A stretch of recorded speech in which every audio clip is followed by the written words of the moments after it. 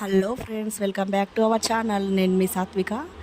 ఇక్కడ ఫ్లవర్ చూస్తున్నారు కదండి, దీన్ని ఏమేంటో మీకు తెలుసా? దీన్ని నూరు వరహాల మొక్క లేదా ఎక్సోరా ప్లాంట్ అంటారండి. దీని స్పెషాలిటీ ఏంటంటే ఇలా గుత్తులు గుత్తులుగా ఫ్లవర్స్ కాయడం అండి. అలానే ఇది చాలా కలర్స్లలో ఉంటుందండి. మా ఇంట్లోనైతే ఇలా రెడ్ కలర్లో ఉంది. అంతేకాకుండా ఇది లక్ష్మీదేవికి ఎంతగానో ఇష్టమైన ఫ్లవర్ అండి. ఇక్కడ చూడండి, జస్ట్ నేను బర్డ్ని ఇలా ఫింగర్తో టచ్ చేయగానే ఎలా ఓపెన్ అవుతుందో చూడండి. చూస్తున్నారు కదండి ఎలా ఓపెన్ అయిందో. నెక్స్ట్ వచ్చేసి దీని ఆకులు చూడండి ఎలా మందంగా ఉన్నాయో. ఇలా ఉండడం వల్ల ఇది ఎండ నుంచి వాన నుంచి దానికే రక్షణ ఇస్తుందండి. అలాగే ఈ మొక్క చూడడానికి చాలా అందంగా ఉంటుందండి.